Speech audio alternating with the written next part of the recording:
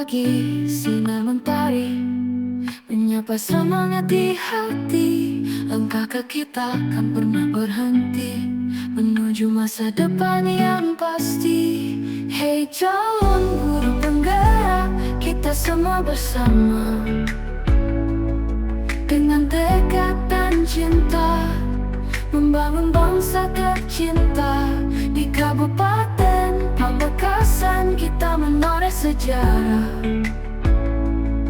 mendidik generasi. Assalamualaikum warahmatullahi wabarakatuh, Bu Nadia. Mohon maaf, saya mengganggu waktu Bu Nadia sebentar. Ini ada yang mau saya tanyakan mengenai dilema etika selama Bu Nadia menjadi kepala sekolah. Tentunya dalam kegiatan di sekolah pasti adalah seperti itu. Baik, di sini ada beberapa pertanyaan. Kira-kira selama ini bagaimana Bu Nadia dapat mengidentifikasi kasus-kasus yang merupakan dilema etika atau bujukan moral?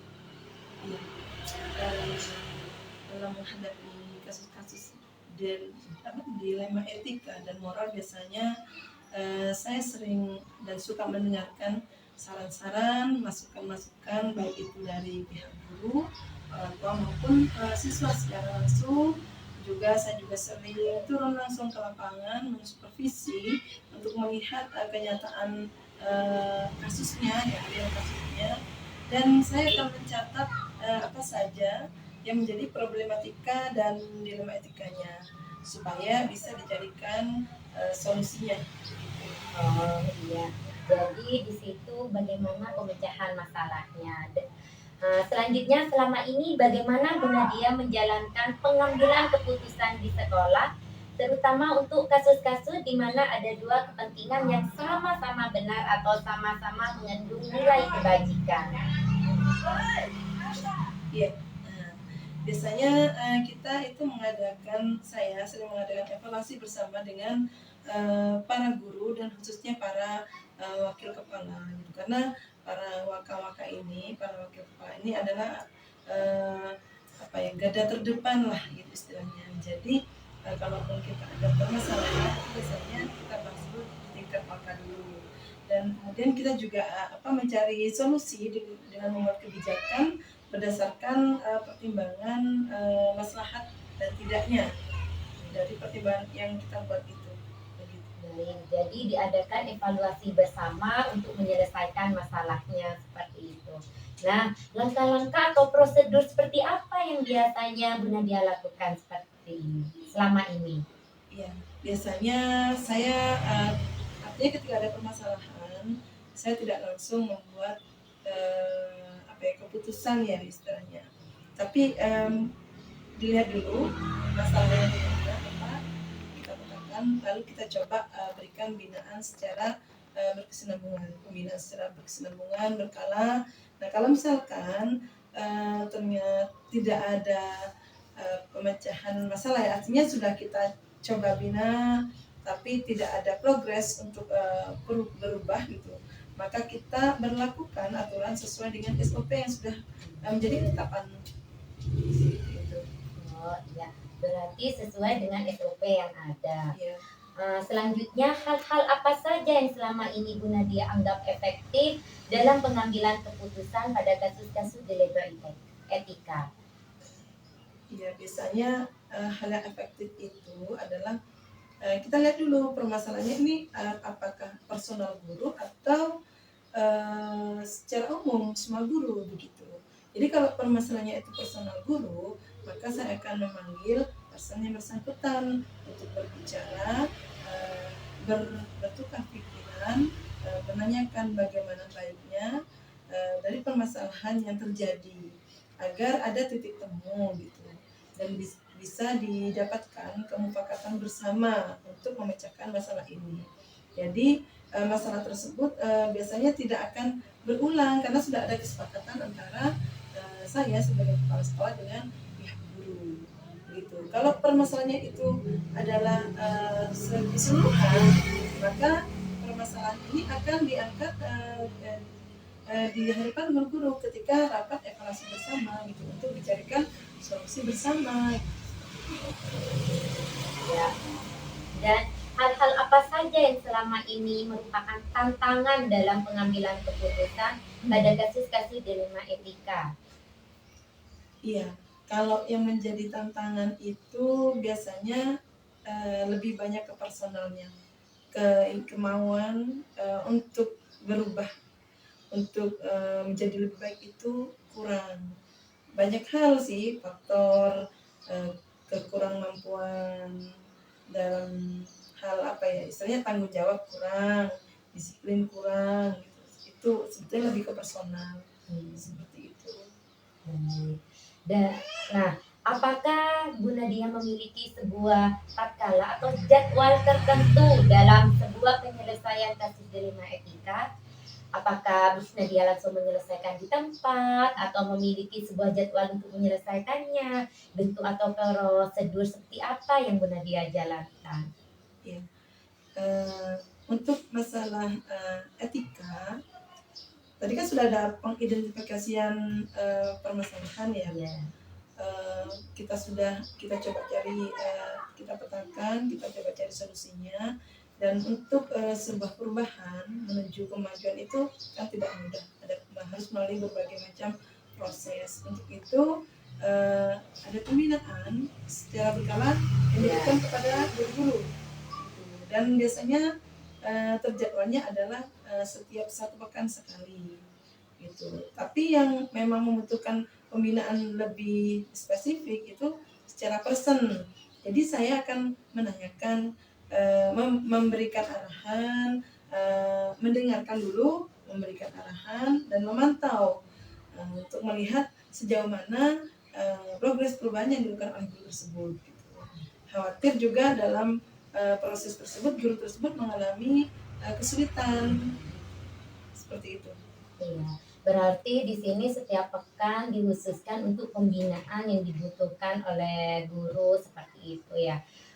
Lanjut, adakah seseorang atau faktor-faktor apa yang selama ini mempermudah atau membantu Bu Nadia dalam pengambilan keputusan dalam kasus-kasus dilema etika? Tentunya setiap kita punya orang yang dipercaya ya untuk diajak sharing gitu ya. Tapi kalau berkenaan dengan masalah pekerjaan, biasanya saya lebih banyak sharing dengan yang di garda terdepan dulu, yaitu wakil saya seperti itu. Dan kalaupun bukan wakil, kemungkinan saya akan mencari teman istilahnya yang memiliki kesepemahaman yang sama dalam menghadapi atau menyelesaikan sebuah permasalahan.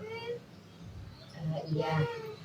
Akhir ya, dari semua hal yang telah disampaikan, pembelajaran apa yang dapat Bu Nadia petik dari pengalaman Bu Nadia mengambil keputusan dilema etika? Hal yang dapat diambil adalah bagaimana kita menjadi seorang pemimpin yang bijak, mengambil keputusan dengan cara yang tepat dan di saat yang tepat, dan tidak mudah mempanismen, menyalahkan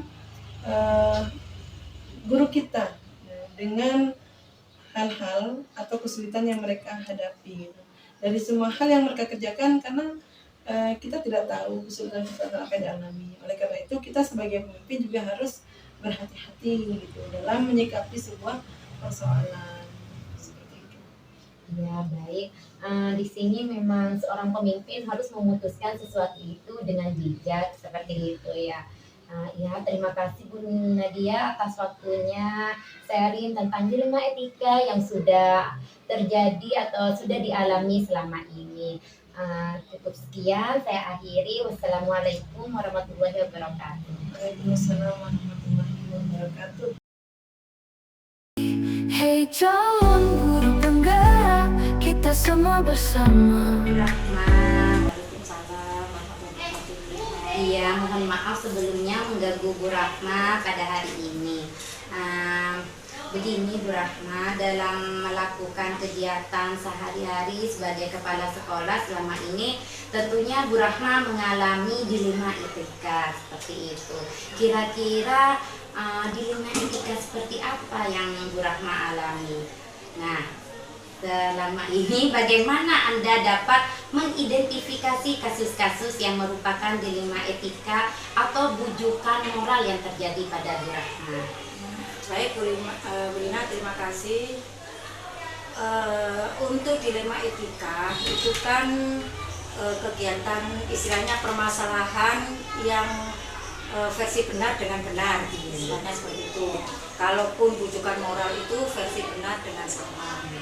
Ketika saya menghadapi untuk mengidentifikasi permasalahan itu, tentu saya harus mengamati terlebih dahulu permasalahan itu seperti apa. Setelah saya mengamati, maka saya bisa membedakan apakah itu masuk kategori dilema etika atau bujukan moral. Berarti mengetahui identifikasinya dulu seperti itu ya Bu Rahma.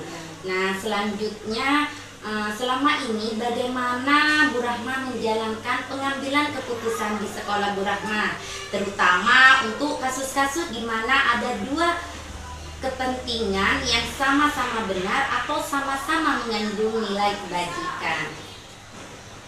Ini berarti ke dilema etika ya Bu Rina? Ya. Ketika saya menghadapi permasalahan dilema etika, tentu saya tidak langsung mengambil sebuah keputusan atau mengambil sebuah kebijakan. Saya terlebih dahulu yaitu mengidentifikasi permasalahan, kemudian dari identifikasi itu saya pelajari dan saya juga mengambil beberapa referensi. Artinya referensi itu bisa saya berkomunikasi dengan seseorang, baik itu guru atau karyawan sekolah ataupun wali murid, untuk mendapatkan informasi tentang dilema etika tersebut. Setelah itu, ketika saya sudah mendapatkan banyak informasi, saya akan memanggil orang tersebut yang mengalami dilema etika. Dari situ saya akan menyampaikan dan kemudian saya juga akan menanyakan tentang keyakinan yang sudah kita buat atau SOP yang sudah kita buat dengan seumpama ini dengan guru ya dengan guru tersebut, kalau dengan anak ya dengan anak. Iya, jadi pengambilan keputusannya disesuaikan dengan SOP yang sudah ada seperti itu ya. Dan selanjutnya kira-kira langkah-langkah atau prosedur seperti apa yang biasa Bu Rahma lakukan selama ini? Adapun langkah-langkah yang saya lakukan seperti tadi yang saya sampaikan, pertama saya mengumpulkan informasi terlebih dahulu. Dari informasi itu saya bisa mengidentifikasi permasalahan yang terjadi seperti apa. Setelah itu kita mempertimbangkan kira-kira ini masuk dilema etika ataukah bujukan moral. Nah, dari situ saya juga akan melibatkan beberapa orang yang terlibat dalam permasalahan itu untuk membuat sebuah keputusan atau mencari jalan keluar yang terbaik, sehingga keputusan nanti yang saya ambil tidak memihak ke salah satu, jadi sama-sama mendapatkan jalan keluar yang terbaik. Dan hal-hal apa saja yang selama ini Bu Rahma anggap efektif dalam pengambilan keputusan pada kasus-kasus dilema etika? Menurut saya yang efektif itu ketika saya melibatkan banyak orang, ya. Jadi terutama yang terlibat dalam permasalahan itu kita libatkan. Jadi saya posisinya saya tidak memihak ke salah satu. Saya memakai sistem segitiga restitusi. Di situ saya menanyakan permasalahannya apa, baik dari pihak si A ataupun pihak si B. Dari kedua jawaban si A dan si B itulah akhirnya saya sampaikan tentang keyakinan atau SOP yang sudah kita sepakati bersama. Jadi di sini sudah terbiasa juga menggunakan segitiga restitusi seperti itu untuk memecahkan masalahnya. Ya, jadi memang di lembaga kami sebelum guru itu masuk ataupun di tahun ajaran baru kita sampaikan SOP yang ada di lembaga kita seperti apa. baik itu SOP kedatangan, ketika ketidakhadiran atau sistem pembelajaran atau ada permasalahan segala macam SOP itu sudah kita siapkan sehingga guru-guru itu atau karyawan tahu peraturan yang ada di lembaga ini seperti apa. Ketika ada permasalahan, maka Bu Rahma ketika membuat sebuah keputusan, mereka sudah memahami sesuai alur yang sudah ada di lembaga ini. Jadi SOP sudah disampaikan di awal Iya. untuk guru baru seperti Iya. itu dan bisa dipahami oleh semua guru yang sudah ada. Ya. Mengenai hal-hal apa saja yang selama ini merupakan tantangan dalam pengambilan keputusan pada kasus-kasus dilema etika. Untuk masalah tantangan, ini ada salah satunya adalah ketika kita berhadapan dengan permasalahan guru, itu tantangannya ketika guru itu belum paham apa yang sudah menjadi kebijakan kita. Kemudian pola berpikir atau SDM guru yang berbeda. Itu yang menjadi tantangan buat saya. Tapi alhamdulillah setelah kita memberi masukan, kemudian guru-guru juga kita briefing, kita ikutkan pelatihan segala macam, sehingga pemahaman terutama untuk menyamakan visi misi sekolah ini bisa berjalan dengan baik. Itu untuk dari kalangan guru. Kalau untuk kalangan orang tua ini lebih berat lagi, karena pola asuh, pola pikir atau latar belakang pendidikan kita berbeda-beda, sehingga ketika kita ada permasalahan baik itu dilema etika atau permasalahan yang lain, ketika kita mau membuat kesepakatan atau apapun bentuknya itu agak sulit, sehingga kita butuh waktu yang lama. Sampai terkadang ketika kita kesulitan, maka kita bisa juga mendatangkan ahlinya seperti itu. Mungkin kita bisa konsultasi atau menyampaikan ke yayasan atau ke dinas terkait, tergantung permasalahan yang kita hadapi seperti itu. Di situ berarti disesuaikan dengan SOP untuk guru dan MOU ya, untuk wali murid seperti itu. Dan apakah Anda memiliki sebuah tata cara atau jadwal tertentu dalam sebuah penyelesaian kasus dilema etika? Apakah Bu Rahma ini langsung menyelesaikan di tempat atau memiliki sebuah jadwal untuk menyelesaikannya? Bentuk atau prosedur seperti apa yang biasanya Bu Rahma jalankan? Untuk masalah jadwal kita lihat lagi ya permasalahannya apa. Jika permasalahan itu butuh waktu cepat untuk diselesaikan, ya saat itu juga kita selesaikan permasalahan itu. Tapi biasanya nanti akan kita tindak lanjuti kembali, istilahnya kita memahamkan kepada semua guru terkait tentang permasalahan yang saat ini kita hadapi. Tentu tidak ada kata memojokkan di situ ya. Terkadang gini Bu Rina, terutama guru-guru yang sudah pernah kita sampaikan ya, terkadang penyampaian yang sudah kita berikan kepada guru-guru itu ada lupanya, terkadang juga ada yang mau mengikuti, tapi terkadang ya ini ada juga yang kurang disiplin. Nah itu akhirnya kita kita bahas ulang ketika ada permasalahan yang muncul. Iya. Untuk mengingatkan kembali seperti itu sehingga bisa menyamakan persepsi visi misi di situ kembali.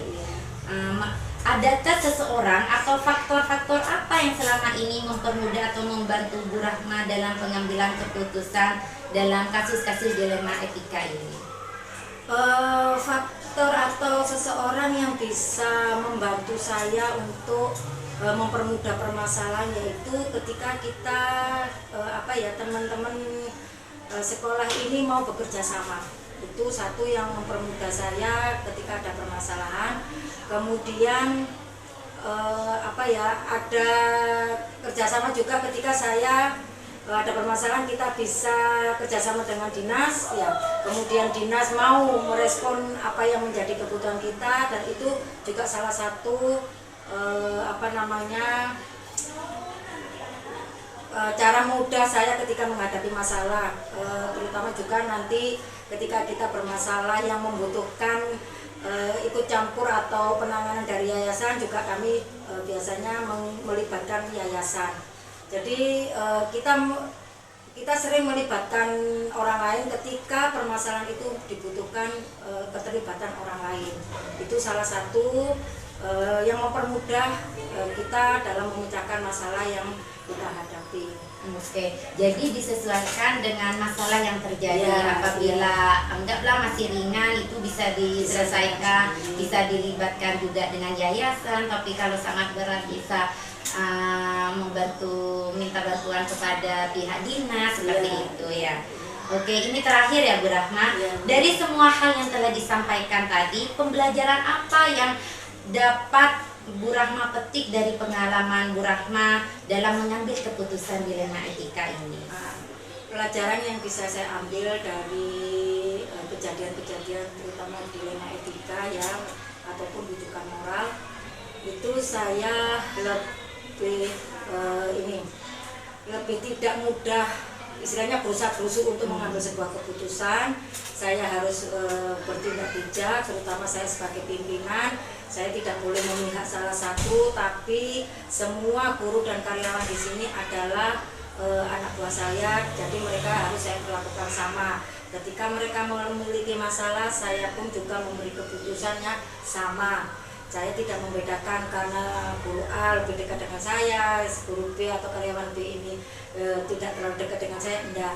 Jadi ketika saya menghadapi sebuah permasalahan, maka itu tadi saya harus mengidentifikasi masalah itu, kemudian saya juga harus cari jalan keluar seperti apa, saya harus komunikasi dengan orang lain supaya apa yang menjadi keputusan saya ini tidak memihak salah satu atau merugikan salah satu. Oke, jadi ketika mendapat masalah dan pembelajaran yang didapat hari ini yaitu mengidentifikasi, terus komunikasi yang jelas, tidak memilih antara pihak satu dan yang lainnya. Baik Bu Rahma, ini wawancara yang sudah ini ya, semuanya sudah selesai dilakukan dan semoga apa yang sudah Bu Rahma sampaikan di sini tidak terjadi dilema etika yang begitu ruwet atau tidak bisa diselesaikan. Semoga bisa diselesaikan dengan mengambil keputusan yang bijak seperti itu dengan nilai-nilai kebijakan yang ada. Baik, saya akhiri Bu Rahma. Mohon maaf, terima kasih atas waktunya. Assalamualaikum warahmatullahi wabarakatuh. Waalaikumsalam. Sinar mentari menyapa semangat di hati. Langkah kaki takkan pernah berhenti menuju masa depan yang pasti. Hey calon guru penggerak, kita semua bersama dengan tekad dan cinta membangun bangsa tercinta. Di Kabupaten Pamekasan kita menoreh sejarah, mendidik generasi, membawa perubahan nyata.